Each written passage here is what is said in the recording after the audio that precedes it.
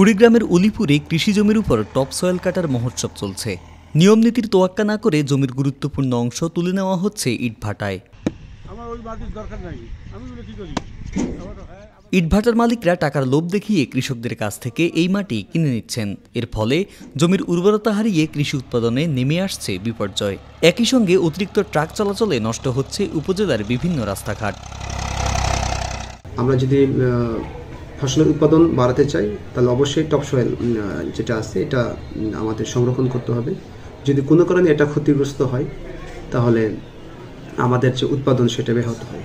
প্রতি বছর উপজেলার 13টি ইউনিয়নের কৃষি জমির টপ সয়েল কেটে বিক্রি করা হয়, অথচ এই প্রক্রিয়া সম্পূর্ণ বেআইনি। ফসলের জমি তো আমাদের ব্যবহার করা সম্পূর্ণ নিষিদ্ধ, বুঝছেন। আর আমরা যে পরিবেশগত সারপত্র দেই সেই সারপত্র সত্যি কিন্তু উল্লেখ করেও দেখি যে ওই কৃষি জমির মাটি বা টপ সয়েল কোনোভাবে ইউজ করা যাবে না। হ্যাঁ, আর জেলা পরিষদের লাইসেন্সে উল্লেখ করা থাকে জিনিসটা, এটা সম্পূর্ণ নিষিদ্ধ। যেগুলো বৈধ ভাটা সেগুলোকেও কিন্তু উৎস উল্লেখ করে দিতে হয় যে আমি এই সোর্স থেকে মাটি সংগ্রহ করবো, আমি কৃষি জমির মাটি থেকে সংগ্রহ করার সুযোগ নেই। হ্যাঁ, যদি করে তাহলে তাদের বিরুদ্ধে আইনগত ব্যবস্থা নেওয়া হবে। জমির টপ সয়েল কেটে ইটভাটায় নিয়ে যাওয়া সম্পূর্ণ অবৈধ।